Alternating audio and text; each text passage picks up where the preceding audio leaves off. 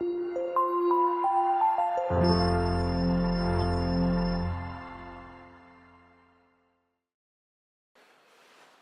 եմ բոլորիդ, Տերը օրհնի եւ իրապես պահի մեզ իր անվան ու փառքի համար։ Այն կյանքը, որ ունենք, այս առիթը, որ ունենք, պետք է նպաստի մեկ բանին, նմանվելով Տիրոջը փառավորենք իրեն։ Մեր ընթացքով, մեր խոսքով, մեր ծառայությամբ, ամեն ինչի կենտրոնում պետք է Տեր Հիսուս Քրիստոսը լինի։ Ուստի ուրախ եմ, որ այս օրը, այս ժամը, այս պահերը գնահատել եք եւ հիմա միասին կարող ենք Տիրոջ առաջ իր խոսքի շուրջ մտորելու, իր կամքը փնտրելու եւ իր կամքի մեջ փորձենք գտնենք այն ինչ որ այսօր Տեր ուզում է մեզ փոխանցել։ Եթե նայենք մարդկության պատմության ընթացքում կտեսնենք մի բան, որ մարդը իր պատմության ողջ ընթացքում փորձում այն ինչ-որ կերպով ղեկավարի կամ կառավարի բնությունը։ Դա արտահայտվել է տարբեր կերպերով, բայց շատ հստակ կարող ենք մի բան ասել։ Մինչև նույնիսկ այսօր ժամանակակից աշխարհում դեռևս մարդը անզոր է այն բնության զորության վրա, որը որ հանդիպում է։ 1905 թվականին նոյեմբերի 27-ին ամերիկյան մի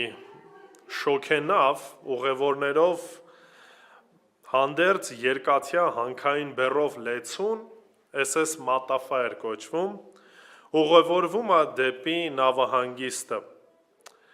Ու պատկերացեք ծովի վրա հանկարծ բռնվում է ահավոր մի փոթորիկ։ Ալիքները մոտավորապես հասնում են 11 մետրի եւ քամու արագությունը 160 կմ/ժ արագության։ Պատկերացեք նման իրավիճակում այս երկաթով ծանր բեռնված մայրցամաքային շոգենավը գնում է այնտեղ, որտեղ որ իր կործանումն էր սպասվում, ինչի որտեղ նավահանգիստը գտնվում էր բավականին նեղ ջրանցքի առաջ, այսինքն նեղ ջրանցքով պետք է նավը կարողանար անցնել, որպեսզի կարողանար հասնել նավահանգիստ։ Գիտեք, երկար փորձելով նավաստիները ինչ որ իրենց փորձառություններ դնելով, որևիցե կերպով նավը չկարողացան փրկել։ Նավը խորտակվում է եւ բավականին շատ նավաստիներ հայտնվում են սառը ջրի վրա ու փրկում են նոր մյուս օրը առավոտյան եւ շատ-շատերը ուղղակի խեղդված եւ սառած են լինում։ Ասեմ, որ այդ Մատաֆայի փոթորակի ժամանակ 36 նավաստի է մահանում եւ մոտավորապես 29 նավ է խորտակվում եւ վնասվում։ Եվ սա ընդհանրապես ասենք մեկ օրինակ եմ պատմում։ Նման օրինակներ հազարավոր են եւ ոչ միայն նավաբեկության հետ կապված, այլև կլինի երկրաշարժեր, կլինի փոթորիկ, հրաբուխ կամ գետերի վարարում եւ այս ամեն ինչը եւս մեկ անգամ շատ հստակ ցույց է տալիս, որ մենք կարողություն չունենք նույնիսկ ղեկավարելու կամ որևիցե կերպով կառավարելու այն բնությունը, որը որ նորից արարված է։ Բայց այն ինչ որ հիմա ենք խոսելու, եւս մեկ անգամ ցույց է տալու, որ Հիսուս Քրիստոս ուներ նաեւ կատարյալ իշխանությունը բնության վրա։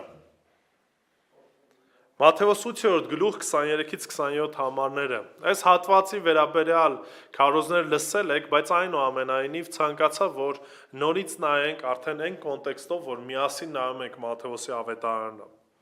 Եվ մի քանի առանձնահատկություններ կառանձնացնենք դրանից։ Մատթեոս 8-րդ գլուխ, ընթերցելու ենք միասին 23-ից 27 համարները։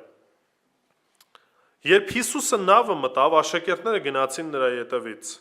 Հանկարծ լճի վրա այնպիսի մի ալեկոծություն եղավ, որ նավը ծածկվում էր ալիքներով, իսկ նա քնած էր։ Աշակերտները մոտենալով արթնացրին նրան ու ասացին. «Տեր, փրկիր մեզ, կորչում ենք»։ Եվ նրանց ասաց. «Ինչու եք վախում թերահավատներ»։ Այդ ժամանակ վեր կացավ, սաստեց հողմերն ու լճին եւ կատարյալ խաղաղություն եղավ։ Իսկ մարդիկ զարմացան եւ ասում էին. «Ինչ տեսակ մարդ է սա, որ հողմերն ու լիճն էլ հնազանդվում են նրան»։ Հիշեք մի բան, որ Տեր Հիսուս Քրիստոսի իշխանության տակ է գտնվում նաև ողջ արարչագործությունը, ողջ բնությունը։ Եվ կարիքը կար, որպեսզի աշակերտները սա ևս մեկ անգամ հստակ տեսնեին եւ հասկանային։ Գիտեք, այս պատմությունից սովորելու ենք երեք ճշմարտություն, որը որ օգնելու է, որ մեր Աստված ճանաչողության մեջ կամ մեր ընթացքի մեջ աճենք։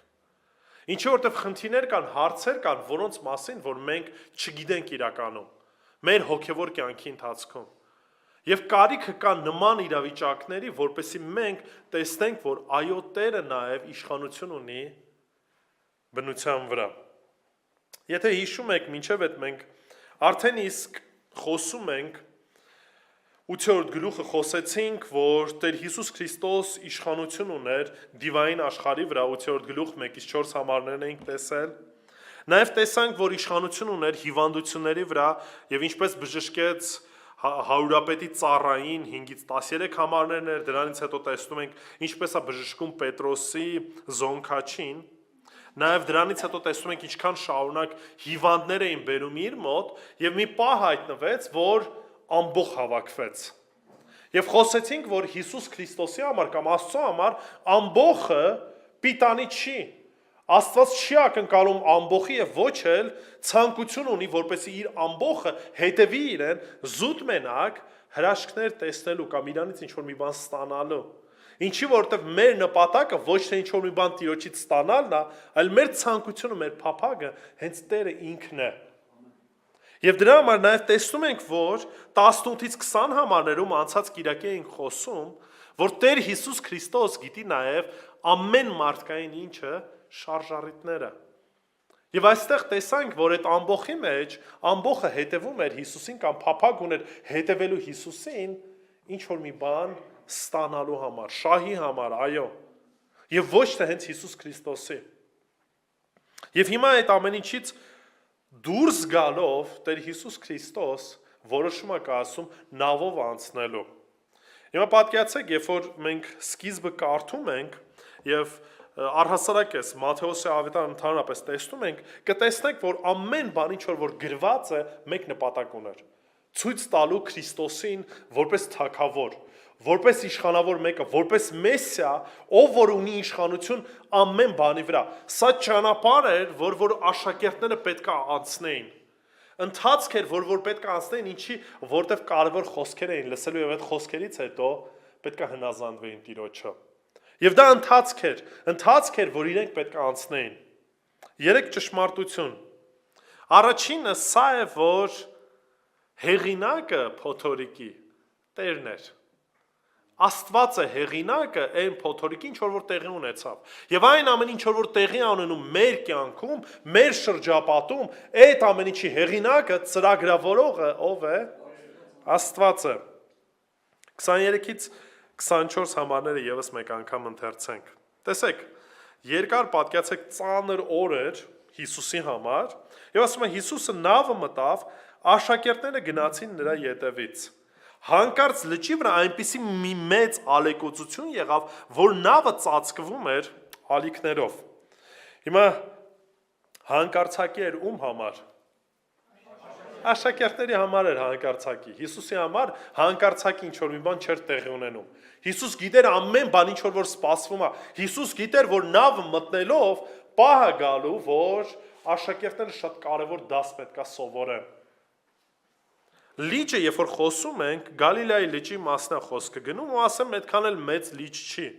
Երկարությունը 21 կիլոմետր է, լայնությունը մոտավորապես 13 կիլոմետր, ամենալայն հատվածը։ Եթե փորձենք համեմատել Սևանի հետ, 3 անգամ մոտավորապես ավելի փոքր է, ինչի որովհետև Սևանի լճի երկարությունը 70 կիլոմետր է, իսկ լայնությունը ամենալայն տեղը 55 կիլոմետր է։ Ինչի եմ սա ասում, որպեսզի դուք պատկերացնեք, լիճը այդքան էլ մեծ չի։ Բայց այնուհանդերձ այնտեղի բնակիչները գիտեն, որ բավականին ուժեղ քամիներ են այնտեղ լինում եւ այդ լճի վրա շատ արագ կարողանում են բարձր ալիքներ բարձրանալ եւ այն վտանգավոր են։ Հիմա Պետրոսը, նաեւ Հովանեսը եւ մի քանիսը իրանցից ինչ էին? Ձկնորս էին։ Մարդիկ էին, ովքեր որ իրանց ողջ կյանքը անցկացրել էին հենց այդ լճում, լճի ափին, լճի վրա գործ անելով։ Եվ ինչ ենք տեսնում։ Հիսուս Քրիստոս որոշումը կայացնում, որ պետք է լճով անցնի, իմանալով, որ այդտեղ իրավիճակ կա։ Հետաքրքիր է այս խոսքը, որ կարդում ենք, ասում է, այնպիսի մի մեծ ալեկոծություն եղավ, որ նավը ծածկվում էր ալիքներով։ Ուշադրություն դարձեք, սա սովորական ինչ-որ մի փոքրիկ փոթորիկ չէր։ Ինչ եմ շեշտում աշակերտներին, որտեղ աշակերտները առաջին օրը չէին, որ այդ գործի վրա են, առաջին անգամ չէր, որ ալիքներ էին տեսնում, բայց այնուամենայնիվ այս ալիքները առանձնահատուկ էին։ Այնտեղ օգտագործվում է այս մեծ բառը մենք մի փոքր ավելի ուշ կտեսնենք։ Մեր թարգմանության մեջ դա չի երևում, բայց այս հունարենի մեջ այդ նույն տերմինը օգտագործվում է եւ հետաքրքիր է, որտեղ այս մեծ ալիքները, որոնք որ բարձրացան, այն աստիճան էր, որ նավը քիչ էր մնում ինչ լիներ, ծածկվեր, խորտակվեր։ Եվ հետաքրքրական sense մի փոքրիկ ավելացում է տրվում։ Իսկ նա ինչ էր արում։ Քնած էր։ Հիմա Հիսուսի քնած լինելը այնպես չէր, որ սենց ասած խաղ էր խաղում Հիսուս իրանց հետ։ Ես գնամ քնեմ, որպեսզի էս լինի, չէ։ Իրապես Հիսուս Քրիստոս որպես մարդ ամբողջ օրը բժշկելով, խոսելով, քարոզելով, ծառայելով հեշտ չի։ Մարդիկ անդադ գալիս են եւ Տեր Հիսուս Քրիստոս ինչ էր անում, ծառայում էր իրենց։ Եվ ֆիզիկապես կարիք ուներ քնելու, հանգստանալու։ Կարիք ուներ հանգստության։ Նայեք, աշակերտներն արդեն իսկ բավականին հրաշքներ տեսել են Հիսուսից, բավականին նշաններ տեսել են, բայց այնուամենայնիվ դեռևս խնդիր կա։ Դեռևս այդ հասկացողությունը չունեն, որ այն ինչ որ տեղի է ունենում, Աստծո գերիշխանության լիովին ծրագրի մեջ է մտնում։ Կարիք ունեն այս ամեն ինչի միջով անցնելու։ Կարիք ունեն իրենց աչքով այդ ամեն ինչը տեսնելու։ Ինչի որտեվ պահ էր գալու, որ Մատթեոս 28-րդ գլխում Տեր Հիսուս Քրիստոս մի արտահայտություն էր անելու, որին որ իրանք 100%-ով պետք է համոզված լինեին։ Ինչի որտեվ եթե համոզված չլինեին այդ խոսքերի վրա, հետագա ծառայությունը, հետագա իրենց ընթացքը խնդրահարույց կլիներ։ Մատթեոս 28:18-ից 19 համարներն եմ ուզում կարդամ, ուշադիր լսեք, որտեվ սա վստահ եմ, սրա մասին գիտեք, սրա մասին քարոզվել է, բայց սա կարևոր է հասկանանք Մատթեոսի ավետարանի կոնտեքստի մեջ։ Հիսուս մոտեցավ, խոսեց նրանց հետ ու ասաց. Ինչից հետո է այս ամեն ինչը տեղի ունենում։ Մատթեոս 28-րդ գլուխը ո՞րն էր։ Հարությունն էր։ Արդեն տեսել են, որ ինքը կարողություն ունի նաև մահվան վրա, իշխանություն ունի մահվան վրա։ Դեռ սրա մասին խոսելու ենք։ Եվ հիմա այս ամեն ինչից հետո Հիսուս մոտենում է աշակերտներին ու ասում է. Ինձ տրվեց ամեն իշխանություն երկնքում եւ երկրի վրա։ Ինձ տրվեց այս իշխանությունը։ Աշակերտները արդեն իսկ այդ կյանքը անցնելով, Քրիստոսի այդ ընթացքը տեսնելով, ինչ էին արել։ Իրենց աչքով տեսել էին, որ Հիսուս Քրիստոս ունի այդ իշխանությունը։ Ունի իշխանություն հիվանդությունների վրա, ունի իշխանություն դիվական աշխարհի վրա, ունի իշխանություն փոթորիկի եւ այո բնության վրա, ամեն ինչի վրա։ Եվ հետո դրանից հետո մահվան եւ հարության վրա նույնպես իշխանություն ունի։ Աշակերտները կարիք ունեին այս հասկացողության մեջ աճելու, որտեվ մինչև այս պահը, մինչև այն պահը, երբ որ խոսում ենք, դեռևս աշակերտները չեն պատկերացնում ում հետ գործ ունեն։ Չեն պատկերացնում։ Խաչելությունն էլ անցնելու է, գնալու է, մինչև հարությունը չեն տեսնում, մինչև լիարժեք Տիրոջից Սուրբ Հոգին չեն ստանում, զորությունը չեն ստանում, այդ հասկացողությունը լիարժեք չի լինում իրանց համար։ Իրենք պիտի անցնեին այս ճանապարհով, որպեսզի հասկանային այս ճշմարտությունը։ Ողջ իշխանությունը պատկանում է ում։ Հիսուս Քրիստոսին։ Մասնակի չի, կիսատ չի։ Մի փոքր չի, մի փոքր Հիսուսին է պատկանում, մնացածը մարդկանց կամ իրավիճակներին։ Չէ, փոթորկի հեղինակը ով էր, Տեր Հիսուս Քրիստոսն էր։ Եթե աշակերտներն այս հասկացողությունն ունենային, չէին խառնվի իրար, չէին ահավոր կերպով վախենա, կհասկանային մի բան, որ այս պայդրությամբ իրանք գտնվում են ամենաապահով կետում։ Աստված Տեր Հիսուս Քրիստոս շատ հստակ ծրագիր ուներ, ու այդ ծրագիրը ինքը որոշ առումով հայտնել էր աշակերտներին։ Բայց աշակերտները մտածում են, որ հիմա այս կարող է փոթորիկները, այս քամին, այս ալիքները ինչ անեն, իրանց սպանեն, իրանք կմեռեն այս պայդրությամբ։ Իսկ Հիսուս Քրիստոս կանցնի կգնա, այն ծրագրերը ինչ որ կան, անցնելու են գնան։ Քնած էր։ Մենք էլ շատ դեպքերում, երբ որ նեղության, խնդիրների, արհավիրքի մեջ ենք ընկնում, մի բան, որ մեր ձեռքերից դուրս է, մենք ինչ ենք անում, խառնվում ենք իրար։ Մտածում ենք կարող է ինչ-որ մի բան տեղի ունենում եւ Աստված բաց է թողել իր իշխանությունից։ Կարող է այդ նույն Աստված քնած է, մենք աղոթում ենք, չի լսում։ Հասկանում եք, ես հասկանում եմ, որ հիմա դե դուք ասում եք, չէ, մենք տես բան չենք մտածում, բայց խնդիրը մտածելը չի։ Մենք շատ դեպքերում նման ձև ենք վարվում, նման ձև ենք արտահայտվում, երբ որ նման իրավիճակներ են լինում մեր ձեռքերում ու մենք չենք կարողանում այդ իրավիճակները ղեկավարել։ Լավ, եկեք մի փոքր ավելի անկեղծ խոսենք։ Ձեր կյանքում ինչը կարաք ղեկավարեք։ Անկեղծ։ Եթե հիմա մենք կարծում ենք, որ ամբողջը մեր ձեռքերի մեջ ենք մենք պահում, մենք ենք ղեկավարում ամեն բան, սա նորից շատ լուրջ թուրըմբռնում է։ Ձեր սրտի աշխատանքը, ձեր թոքերի շնչելը, ձեր ոչ մի բանը, ձեր նույնիսկ խոսքը, ոչ մի բան դուք չեք կարող կառավարեք։ Քրիսի կինը Գրեչենին բոլորիդ գիտեք։ Երբ որ ասթմայի խնդիրները նոպաներ էր տալիս, ես տեսնում եմ, թե ինչպես է այդ մարդու համար անգամ մեկ շունչ քաշելը, ինչքան դժվար է։ Գիտեք, ես նոր դրանից հետո սկսեցի գնահատել, որ մեր այս ամեն մի շունչը, որ մենք քաշում ենք, այնպես չի, որ մեր լավ լինելու կամ մեր կարողության հետ է կապված։ Հասկանում եք, ես պարզ բան եմ ասում, բայց նույնիսկ այն թթվածինը, որ Աստված ձրիաբար տվել է բոլոր մարդկանց, այս թթվածինը շնչելը նորից գալիս է Աստծուց։ Ամեն վարքյան, ամեն մի պահ, ամեն մեր բջջի աշխատանքը մեզանից կախված չի եւ մեր ղեկավարության տակ չի։ Դա չի նշանակում վարվենք անվայել կերպով մեր մարմինների նկատմամբ։ Դրա մասին չի խոսքը գնում։ Ծայրահեղության չեմ ուզում անցկացնենք, բայց ես ուզում եմ, որ մի պա դուք հասկանաք մի ճշմարտություն։ Մեր կյանքում մենք ոչ մի բան իրականում լիարժեք կերպով չենք կարողանում կառավարել։ Ոչ մի բան։ Ինչի, որովհետև դա է իրականությունը։ Մենք շատ թույլ ու տկար ենք։ Բայց Տիրոջ ողորմությունն է ամեն վարքյան մեր կյանքի ընթացքում, որ մենք տեսնում ենք, չնայած շատ դեպքերում չենք էլ գնահատում։ Հիսուս քնած էր։ Գիշեք մի հայտնի երգիչ ունենք, Մեշյանը,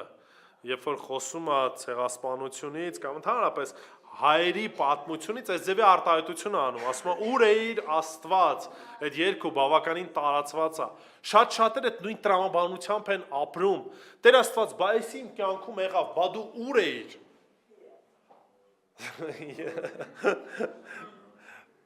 Խնդիրը նրանում է, որ մենք ուր էինք։ Որովհետև եթե մենք հասկանում ենք, որ ամեն իշխանությունը Տիրոջ ձեռքերի մեջ է, նման հարցեր, նման բաներ չենք տա։ Մենք կհասկանանք, որ ամեն բան իր նպատակն ունի, թեև բաներ կա, որ մենք չենք հասկանում։ Հակոբոսը, երբ որ խոսում է առաջի գլխում, դեռևս այդ հատվածին նայելու եմ, բայց նայեք, Հակոբոսը առանձնացնում է երկու տեսակի, այս ձև ասած, փորձություններ, որ մեր կյանքում տեղի են ունենում։ Փորձություններ, որոնք որ տեղի են ունենում մեր մեղքի, մեր սխալների որպես հետևանք,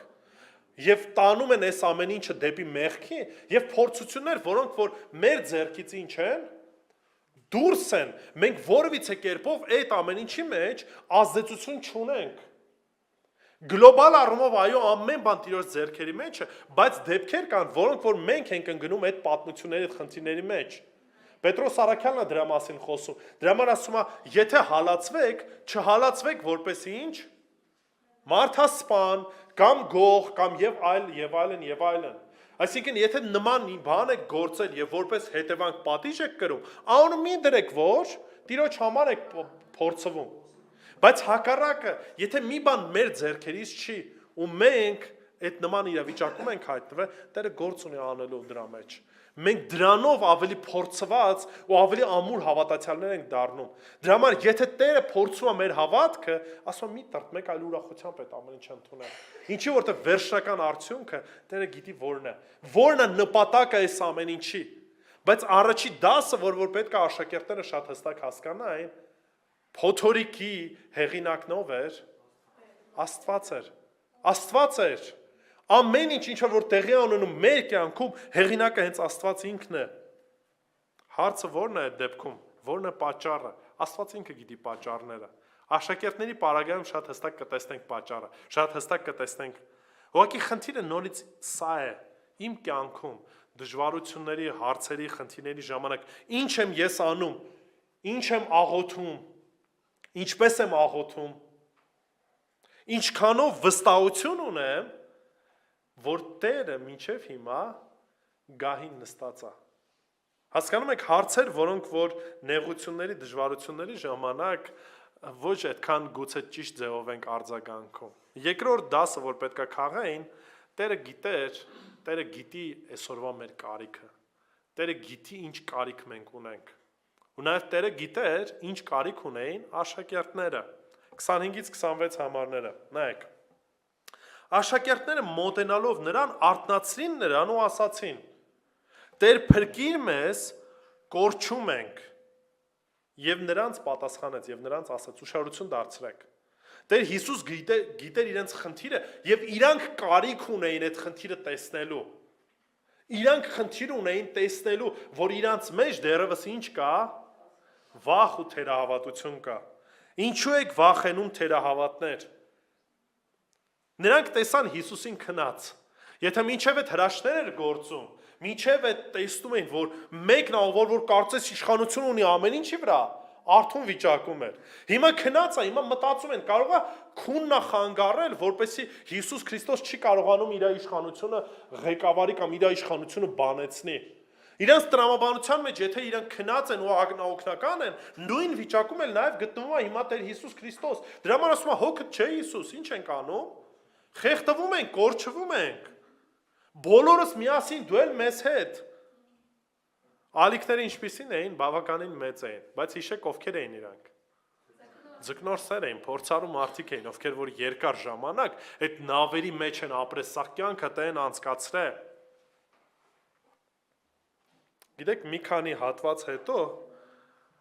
մի որոշ ժամանակ հետո տեսնում ենք նորից նման մի օրինակ։ Նավ, աշակերտներ, Հիսուս Քրիստոս իրանց ուղարկում է, հետո ինքն է գալիս։ Ու Պետրոսի օրինակն ենք տեսնում։ Տեսնում ենք, որ մինչև հիմա դեռևս լիարժեք այս հասկացողությունը չունեին, որ Տեր Հիսուս Քրիստոս ունի իշխանություն, եւ այդ իշխանությունը ինքը կարողանում է լիարժեք ինչ անի, օգտագործի։ Մատթեոս 14:29-ից 23։ Իսկ նա ասաց. «Եկ, հիմա ուշադրություն դարձրեք, վախեցել են աշակերտները նորից, մտածում են ուրվական են տեսնում, դա կապված է մի քիչ հունական փիլիսոփայության հետ, հիմա չեմ անդրադառնա այդ հարցին, եւ Հիսուսն ասում է, որ մի վախեցեք, ես եմ։ Պետրոսն էլ ասում է, Տեր, եթե դու ես, ասա ինձ, ասա, որ գամ մոտդ։ Հիմա ուշադրություն դարձրեք, որոշակի խիզախություն ենք տեսնում, եւ գուցե որոշակի այն փորձառությունը, որ տեսել էին, որ Տեր Հիսուս Քրիստոս ղեկավարում է ողջ բնությանը։ Իսկ նա ասաց. «Եկ, Պետրոսը նավից իջնելով քայլեց ջրի վրայով եւ Հիսուսի մոտ եկավ»։ Ուշադրություն դարձրեք 30 համարը։ Նորից շեղվում է, նորից խնդիր է տեսնում։ Սակայն սաստիկ քամին տեսնելով, ինչ եղավ, վախեցավ եւ երբ սկսեց սուզվել, աղաղակեց ու ասաց. ուշադրություն դարձրեք, նորից ձկնորս, նորից ջրի մեջ է հայտնվել ու խեղդվում է։ Ձկնորսները, այսինքն նորից սա կյանքը ջրի մեջ է անցկացրել։ Էդի իրա տարերքն է, հասկանում եք։ Էդի այն է, որ ինքը ամբողջ կյանքը դրա մեջ է, ու նորից իրավիճակ։ Հələ քիչ է, հələ ինքն է այդ ամեն ինչի մեջով անցել։ Հիսուսն էլ կողքն է, արդեն մի քանի քայլ արել է,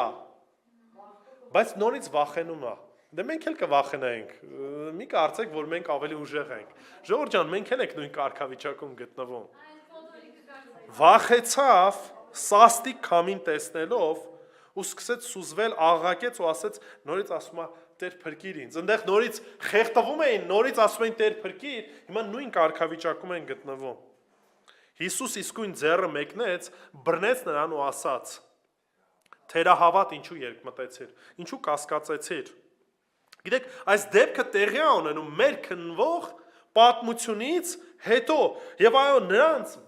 նրանց վստահությունը Հիսուսի նկատմամբ մի փոքր աճել էր, բայց դեռևս այն չէր ինչ որ պետք էր։ Ինչի եմ ասում աճել էր, որտեղ Պետրոսը ձկնորս լինելով որոշում է կայացնում, խնդրում է, ասում է Տեր կանչի ինձ, ես ջրի վրայով քայլելու եմ։ Ինքը տեսավ, որ Հիսուս քայլում է ջրերի վրայով։ Ինքը հասկանում է, որ Հիսուս այո այդ իշխանություն ունի, բայց այնուամենայնիվ դեռևս թերահավատություն կա։ Կարիքը կար Տեր Հիսուս Քրիստոս գիտեր աշակերտների կարիքը, որ իրանք դեռևս թերահավատ են, եւ մեր կյանքում նույնպես այդ նույն խնդրի առաջ մենք կանգնում ենք։ Մեր ամեն հարցերը, ամեն կասկածամտությունը, ամեն որոշ առումով չիմանալը ոնց վարվենք, ինչ անենք, ինչից է կախված։ Մեր թերահավատությունից։ Գուցե չենք ճանաչում Աստծուն, չենք ճանաչում, իրապես չենք հասկանում, թե ինչ է նշանակում, որ Հիսուսն ասեց, ողջ իշխանությունը պատկանում է ինձ։ Եվ մենք կարիք ունենք սրա մեջ աճելու, կարիք ունենք սա հստակ մեզ համար իրականություն դարձնելու, որտեղ եթե դա իրականություն դառնա, հավատացնում եմ ձեզ, շատ հարցեր, լրիվ ուրիշ պատասխան կգտնեն մեր կյանքում, շատ ընթացքներ, շատ աղոթքներ, այլ ընթացք կունենան։ Դրա համար Հակոբոսը ինչ որ խոսում է առաջի գլուխ 2-ից 5 համարներում հետևյալն է ասում. լիարժեք ուրախություն համարեք եղբայրներ, երբ տարատեսակ փորձանքների մեջ ընկնեք, իմանալով, որ ձեր հավատի փորձառությունը համբերություն է առաջացնում, իսկ համբերությունը լիովին գործուն լինի, այսինքն դա զուտ պասիվ չի, համբերում ես շարունակական Տիրոջ կամքը կատարելով եւ հնազանդվելով։ Իսկ համբերությունը լիովին գործուն լինի, որպեսզի կատարյալ ու լիարժեք լինեք ու ոչ մի բանի պակասություն չունենաք, ուշադրություն դարձրեք։ Այնպես չի, որ փորձությունն անցակ, Տերը ինչիկ որ ուզում եք, ձեր սրտի ուզածը տվեց ու ոչ մի կարիք չունեք երկրից վրա։ Խնդիրը դրա մեջ չի։ Գիտեք ինչ է տեղ ունենում փորձությունների ժամանակ։ Մեր մտքի մեջ ինչ է տեղ ունենում, փոփոխություն է տեղ ունենում։ Մենք սկսում ենք հասկանալ, որ ողջ իշխանությունը եթե պատկանում է Տիրոջը, ուրեմն մենք ոչ մի բանի կարիք չունենք եւ պակասություն էլ չենք ունենալու։ Ինչի՞։ Որտեվ Տիրոջն ունենք։ Որտեվ եթե Տիրոջն ունենք, Տիրոջն են վստահել, մնացած ամեն բան, ինչի որ կարիք ունենք, Տերը ինչ կանի։ Կտա իր փառքի համար։ 5-րդ համարը հեշտ է այդ հասկացողությունը տրվում։ Չէ, հեշտ չի տրվում։ Բայց նաև լուծումը կա, ասում է, եթե ձեզանից մեկը իմաստության պակաս ունի,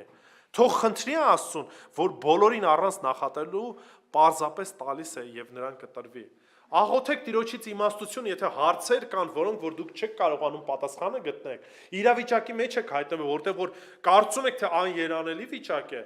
ելք չկա, ինչ արեք, աղոթեք Տիրոջից իմաստություն։ Աղոթեք, որպեսզի այս հասկացողությունը, որ ողջ իշխանությունը պատկանում է իր ձեռքերի մեջ եւ նա գիտի իմ կարիքը, իրականություն դառնա ինձ համար։ Դրա համար այն ընթացքը, որ ես ունենում եմ, Աստված գիտի ինչի համար այդ ամեն ինչը թողնում։ Նորից սա չի նշանակում, որ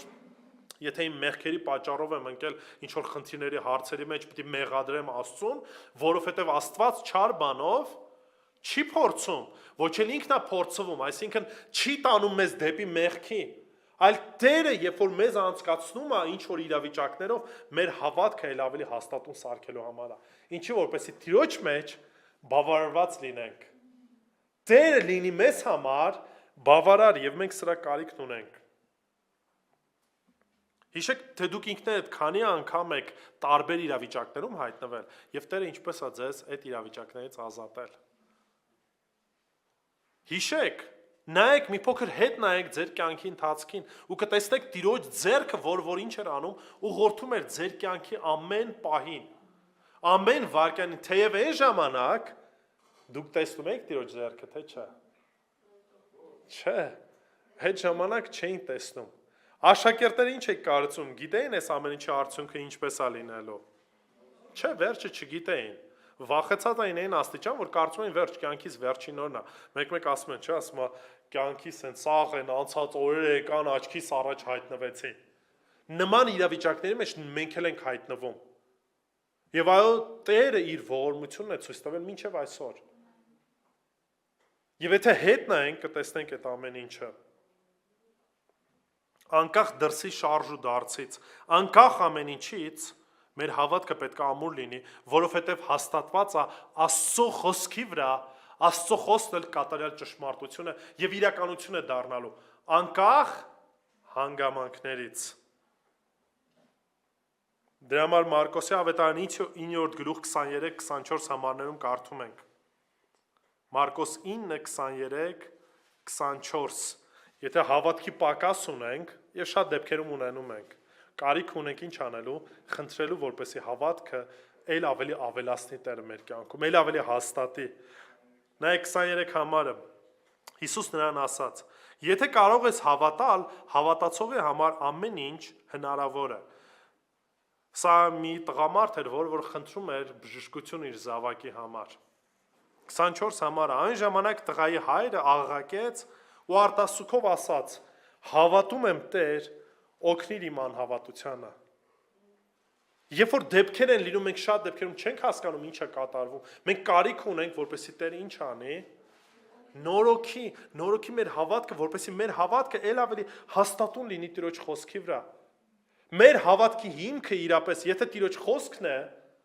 մենք աջ ու ձախ չպիտի նայենք։ Չպետք է նայենք ու չպիտի վարվենք այնպես, թե կարծես թե հույս չունենք։ Լավ ուրիշ բան ասեմ, թեև կյանքը կորցնենք, արդյոք սրանով մեզ համար ամեն բան ավարտվում է։ Արդյոք մեր հույսը, մեր ապավենը միմիայն այս ֆիզիկական կյանքն է, որովհետև կարան դեպքեր լինի եւ գալու է այդ պահը, որ բոլորս էլ ինչ ենք անելու, մահանալու ենք, ֆիզիկապես մահանալու ենք, եթե իհարկե Տիրոջ երկրորդ գալուստը չլինի մեր կյանքի ընթացքում։ Պողոս առաքյալը հավատում էր, որ իր կենդանության օրոք է Տերը գալու, բայց այնուամենայնիվ ասածը սեն է, որ այո, հիվանդություններ լինելու են, դժվարություններ լինելու են, որոշ դեպքերում Տերը կողորմի եւ կյանքը կտա իր նպատակի համար, իր ծրագրերի իրականացման համար, բայց կարող է նաեւ պահը լինի, որ այս կյանքը ավարտվի։ Եվ նորից մենք ղեկավարություն չունենք դրա վրա։ Ամենահարուստ մարդն էլ, ով որ փորձել է մի քանի անգամ սրտի փոխակերպում են արել եւ այլն, վաղ թե ուշ մահանալու է։ Վաղ թե ուշ գերեզմանի առաջ բոլորն են կանգնելու։ Եվ հարցը նորից սրանումն է։ Ես այս հասկացողությունն ունեմ, որ արդյոք վստահում եմ Տիրոջը, վստահում եմ Աստծո խոսքին, արդյոք իմ կյանքի կենտրոնում Հիսուս Քրիստոսն է թե ոչ։ Սա է կարևոր հարցը, որ ամեն անգամ պետք է տանք։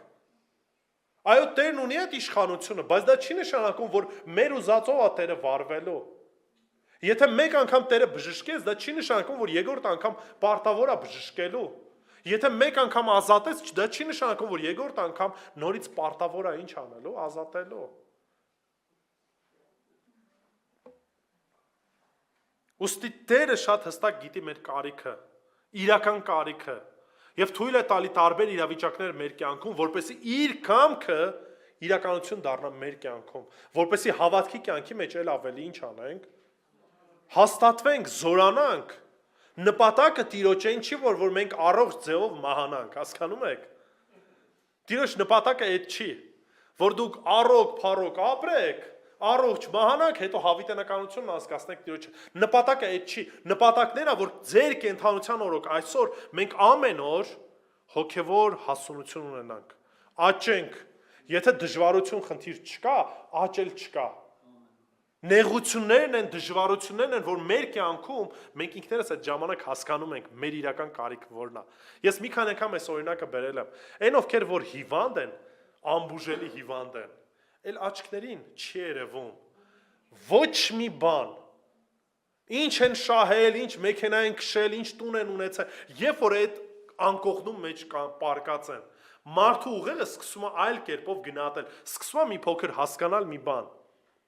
որ իրականում ինքը ոչ մի բան չէր կարողանում կառավարել։ Եվ ինչպես որ Սողոմոնն էր ասում, հասկանում է, որ այդ ամեն ինչը ինչ է, ունայնություն է, դատարկություն է։ Ինչքան ես աշխատել, ինչ ես աշխատել, ինչ ես քշել, ինչ ես կերել, որ ռեստորանում ես եղել, ինչ շրջապատ ես ունեցել, աչքիդ էլ ոչ մի բան չի երևալու, որովհետև հասկանում ես, որ այս ամեն ինչը անցնում գնում է, դու ոչ մի բան չես կարող անես։ Ոչ մի բանի տիրապետությունը չունես։ Ես հիմա անբուժելի հիվանդության մասին եմ ասում, բայց շատ դեպքերում մեր մոտ է մի փոքր ավելի ուժեղ ցավ է լինում։ Մեր կենտրոնացումը այդ է, ուրիշ ոչ մի բանի մասին չենք մտածում։ Դրա համար այն կարիք ունենք մենք նման իրավիճակներում հայտնվելու։ Աշակերտները կարիք ունեին նման իրավիճակներում հայտնվելու, որպեսզի երևար, որ Տեր Հիսուս Քրիստոս ունի իշխանություն այդ բնության վրա։ Եվ իրանք էլ կարիք ունեն ինչ անելու, աճելու այս հասկացողության մեջ։ Այսօրվա իմ դժվարությունները, խնդիրները պատճառ են ոչ թե փախնելու, ոչ թե անիծելու, ոչ թե անհույս քայլելու, այլ ել ավելիով վստահությունը դնելու վրա, Տիրոջ վրա։ Տիրոջ վրա, որ իր կամքը բարին է, ինչ որ թող կատարվի, թող Տիրոջ կամքով կատարվի։ Երրորդ ճշմարտությունը հետևյալն էր, որ աշակերտները պետք է հասկանային եւ մենք նույնպես, որ Տերը տիրապետում է իրավիճակին կատարելապես։ Տեր Հիսուս Քրիստոս տիրապետում է իրավիճակին, տիրապետում է պատմությանը, տիրապետում է ժամանակին կատարելապես։ 26-27 համարները։ Այն ժամանակ վեր կացավ, սաստեց հողմերին ու լճին եւ կատարյալ խաղաղություն եղավ։ Հիմա այս սաստեց բառի վրա են շատ շատերը կենտրոնանում, ասում են մի տեսակ ինչի է բնությանը նման ձևով վերաբերվում, գուցե այնտեղ դիվային ինչ որ խառնված իրավիճակներ կար էսկոմ ենկոմ։ Հիմա էլի չեմ կենտրոնանում այդ ամեն ինչի վրա։ Խնդիրը դա չի։ Լավ, մի ուրիշ մի բան ասեմ։ Մենք գիտենք Աստծո խոսքից, որ որոշ առումով Տերը թույլ է տալի, որ դիվային աշխարհը նույնպես որոշակի ազդեցություն ունենում է բնության վրա։ Բայց մի փոքր ավելի առաջ գնանք։ Մինչև այդ մենք տեսանք, որ ով ուներ իշխանություն այդ դիվային աշխարհի վրա նույնպես։ Տեր Հիսուս Քրիստոս նույնպես ունի այդ իշխանությունը։ Դրա համար խնդիրը սրա մեջ չի, չնայած ես դրա մեջ որևիցե հարց չեմ տեսնում։ Այսինքն այդ սաստեց բառը մի փոքր այլ կերպ է մեր մոտ ասված, դա չի նշանակում, որ դրա հետ կապված ինչ որ դիվային միջամտություն կար։ Բայց ուզում եմ ուրիշ բանի վրա ուշադրություն դարձնենք։ Եվ ասում է, եւ կատարյալ խաղաղություն եղավ, մեր մոտ այդ կատարյալ բառը ճիշտ չի թարգմանված։ Մեծ խաղաղություն եղավ։ Ինչպես որ տեսանք, ալիքներն էին ինչ, մեծ էին ալիքները, խաղաղությունը նույնպես ինչպիսին էր, մեծ էր։ Այսինքն կատարյալ խաղաղություն էր։ Այն աստիճանի, որ նույնիսկ փոքրիկ անգամ մի ալիք չկար։ Ինչի համար էր սա պետք։ Որպեսզի աշակերտները հանկարծ ու հանկարծ չկասկածեին կամ նույնիսկ մտներով անգամ չանցներ, որ սա ինչ էր, պատահականություն էր։ Դե քամին բարձրացավ ու ավարտվեց կամած։ Եթե նման ձևով լիներ, կարային մտածեին, ասեն դե գուցե պատահականություն է, այսօր շատ աթեիստներ նույնիսկ այս նման արտահայտությունն են շատ են ասում։ Դե որոշ առումով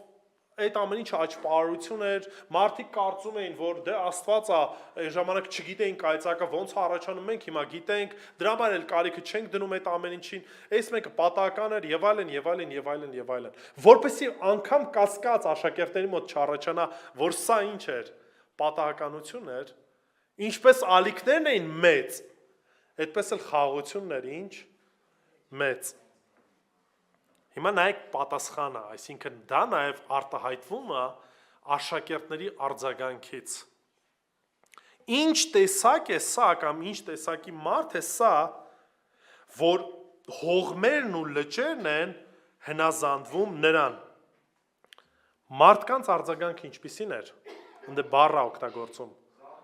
Զարմանք էր, եւ սա ուղղակի զարմանք չէր, մեր կյանքում մենք զարմանք ապրում ենք տարբեր տեսակի։ Սա գերբնական զարմանք էր, այսինքն զարմանք էր մի բանի նկատմամբ, որը որ վեր էր իրենց տրամաբանությունից, մտածելակերպից, փորձառությունից, ովքեր էին այս մարդիկ, ձկնորսներ, իրանք ճանաչում էին ինչպես է փոթորիկը սկսում եւ ինչպես է փոթորիկն ավարտվում, այո շատ լավ ճանաչում էին եւ հասկացան մի բան, որ այս փոթորիկը ինքնուրույն նման ձևով չէր կարող ավարտվել, ուղղակի միակ ընդհանուր ու այդ բարձր ալիքները ինչ եղան, խաղաղվեցին։ Հիսուս Քրիստոս թե քնած ժամանակ, թե արթուն ժամանակ լիովին տիրապետում էր իրավիճակին։ Պահ չկա, վայրկյան չկա, որ Աստծո տիրապետությունից այդ ամեն ինչը ինչ է, դուրս է։ Միանգամից ամեն բան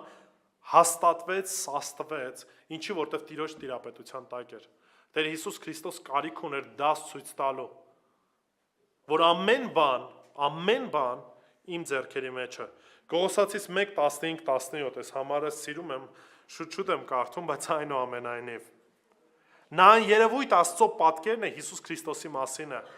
Բոլոր արարածներից առաջ ծնված, ոչ թե ծնված այն առումով, այլ հայտնված։ Որովհետև նրանով ստեղծվեց ամեն բան, ինչ երկնքում է ու երկրի վրա է, այն ինչ երևում է եւ չի երևում, թե գահերը, թե տերությունները, թե պետությունները, թե իշխանությունները, ամեն ինչ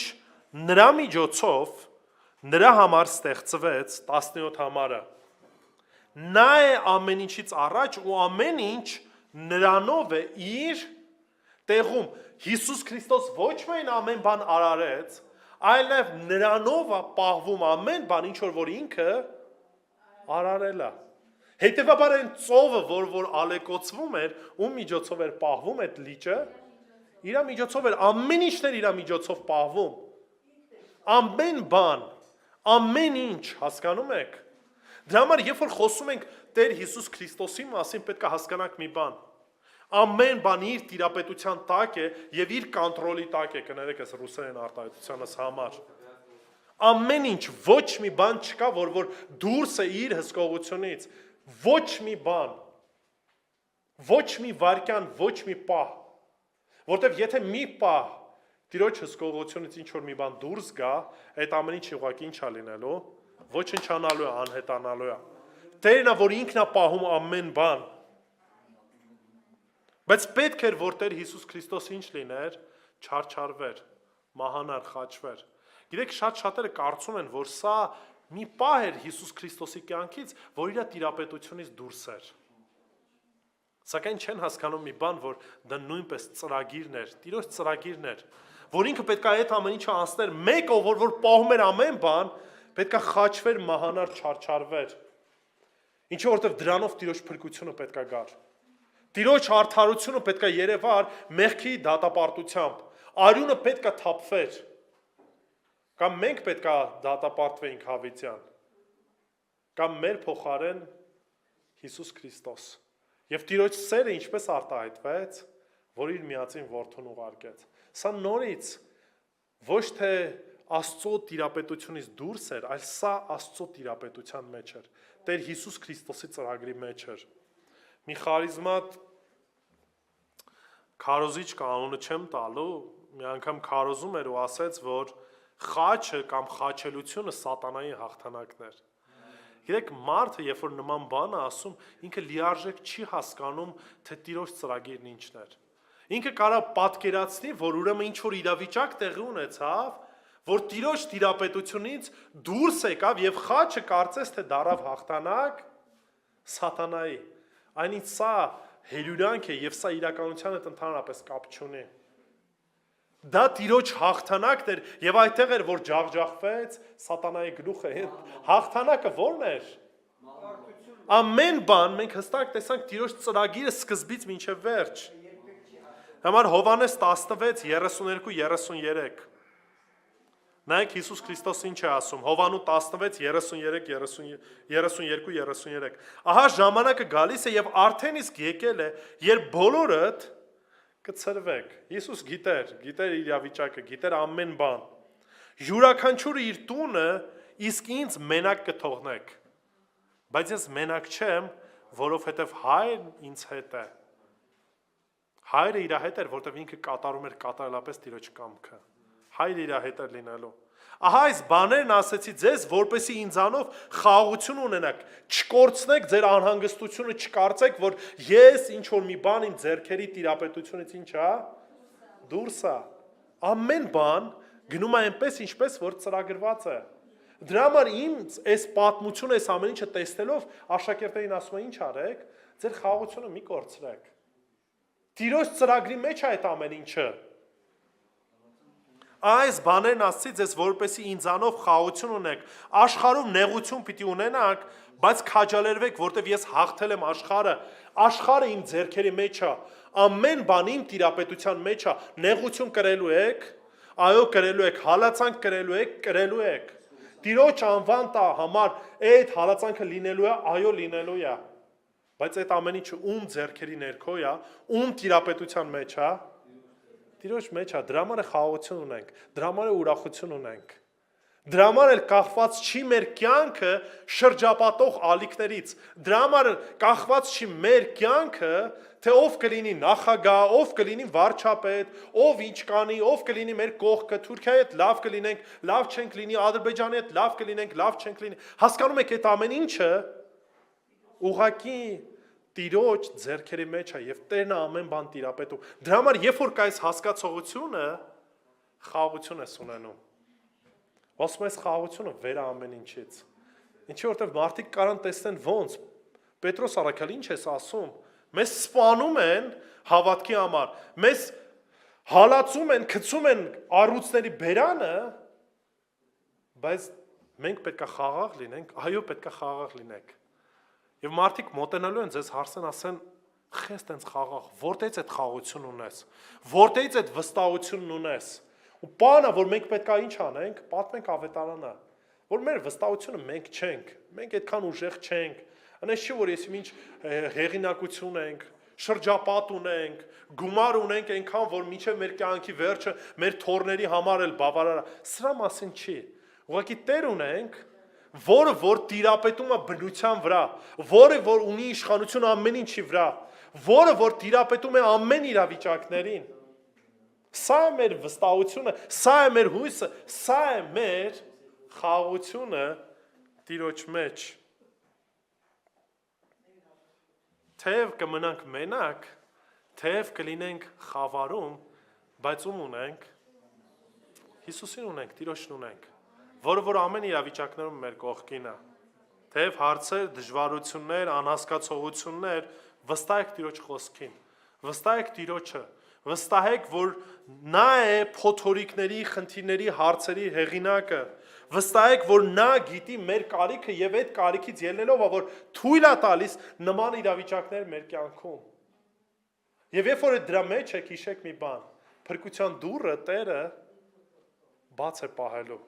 փրկություն լինելու է։ Մեր ուժերից վեր Տերը փորձություն մեզ չի տալու։ Եվ այն փորձությունն էլ, որ կլինի, փրկության ճանապարհն է լինելու է, ինչի, որտեվ նա լիարժեք տիրապետում է ամեն իրավիճակներին, ու նորից փառքը իրեն։ Սերներ, պետք է սովորենք այս պարզ գուցե հասկացողությունը։ Տերը իշխանություն ունի ամեն ինչի վրա եւ բնության վրա նույնպես։ Ու աշակերտները կարիք ունեին դա սովորելու։ Մենք այսօր կարիք ունենք դա եւս մեկ անգամ սովորելու հիշեցնելու մեզ, որտեվ եթե մենք ճանաչում ենք այսպիսի Տեր Հիսուս Քրիստոսին, ուրեմն հարցը հնազանդության, հարցը վարվելու, հարցը պաշտամունքին մասնակցելու, չմասնակցելու, խոսքը կարդալու, չկարդալու, աղոթելու, չաղոթելու, այդ ամեն ինչ ինչ անում, ուղղակի դուրս է գալիս։ Մենք ուղղակի կիմանանք, թե ով է Տերը եւ կհասկանանք նաեւ, թե մենք ով ենք։ Ու իրապես ինչքան են կախված ամեն մեր վարքանը, ինչքանով է կախված Տիրոջից։ Տիրոջ վրա վստահեք, Տիրոջ խոսքին վստահեք եւ կտեսնեք, թե ինչ է նշանակում խաղաղությամբ ապրել։ Սա ոչ թե զուտ ուղակի, ասենց ասած, հոգեբանական ձեզ խոսքեր եմ ասում, ամեն ինչ լավ է լինելու, աշխարհիկներն էլ են իրանց այդ խոսքերն ասում, լավ չի լինելու, իրանք իրանց խափում են, վերջը շատ վատ է լինելու, լավ է լինելու միայն նրանց համար, ովքեր որ Տիրոջինն են սիրում, մնացած մարդկանց համար լավ չի լինելու։ Ուստի աղոթենք, որպեսզի սա մեր հայացքում լինի եւ շնորհակալ լինենք Տիրոջը։ Աղոթենք։ Տեր Աստված, իրապես փառք ենք քեզ տալիս, որովհետև ամեն իշխանություն քո ձեռքերի մեջ է։ Դու արեցիր, դու ստեղծեցիր ամեն բան եւ ամեն ինչ իրապես պահ է գալու, որ փառավորելու է քո սուրբ անունը։ Նույնիսկ նրանք, ովքեր որ քեզ չեն հավատում, ովքեր որ քեզ մերժում են, խոնարհվելու են քո մեծության առաջ։ Բայց արդեն ուշ է լինելու, Տեր։ Աղոթում եմ, որ դու մեր սրտերը բացես, որ իրապես հնազանդվենք քեզ, հնազանդվենք ու ընդունենք այն, որ մենք ոչինչ ենք քո առաջ, Տեր։ Եվ քո խոսքին վստահելով քեզ ընդունենք որպես մեր Տեր ու Փրկիչ, որ ունի ամեն իշխանությունը մեր կյանքի վրա, մեր կյանքի սկզբի եւ ավարտի վրա, որ ամեն բան պատկանում է քեզ, Տեր Հիսուս։ Ուստի օգնի, որ այս հասկացողությամբ քայլենք, իմանալով, որ ինչ իրավիճակում էլ որ հայտնվում ենք, ինչ էլ որ տեղի ունենում մեր կյանքում, հեռու լինելով մեղքին, վստահություն ունենանք, որ ամեն բան քո տիրապետության մեջ է։ Դու տիրապետում ես ամեն իրավիճակների եւ գիտես նաեւ մեր իրական կարիքը։ Ուստի մեր կյանքում թող քո կամքը իրականություն դառնա։ Եվ եթե պետք է նեղություն մեջով անցնենք, ուստի քո անվանու փառքի համար մեզ ուժ տուր, որպեսզի դրա մեջ նույնպես քեզ փառավորենք։ Իսկ եթե այլ իրավիճակներով ենք անցնում, Տեր, դու այցելություն արա։ Դու գիտես այստեղ գտնվող ամեն մեկի սիրտը, Տեր։ Դու գիտես նրանց, ովքեր որ գուցե քեզ ճանաչում են, եւ նրանց, ովքեր որ քեզ չեն ճանաչում։ Աղոթում եմ, որ Տեր այցելություն անես նրանց, մեզ բոլորիս օրապես հավատանք ընդունենք, որ դու մեր մեղքերի համար մահացար, խաչվեցիր, մեր դատապարտությունը քո վրա կրեցիր, որպեսզի մենք կյանք ունենանք։ Եվ հարություն առնելով մեզ հույս տվեցիր, որ այս ամենը չի ավարտվում գերեզմանով, այլ քոնն է հաղթանակը, քոնն է, որ ողջ փառքը, ուստի մենք նայելով քեզ փառավորենք քեզ, Տեր։ Ների՛ր, ողորմիր, գթա, սրբիր, մաքրիր եւ թույլ տուր եւս մեկ անգամ փառք տալու եւ շնորհակալություն հայտնելու մեր կյանքի թե ուրախ օրերի, թե նաեւ տխուր օրերի համար, թե դժվարությունների, թե նաեւ լենությունների համար, Տեր, որտեղ ամեն ինչը նպաստում է մեր հոգևոր հաստատման, քեզ էլ ավելի ճանաչելու եւ քեզ փառավորելուն։ Հիսուսի սուրբ անունով, ամեն։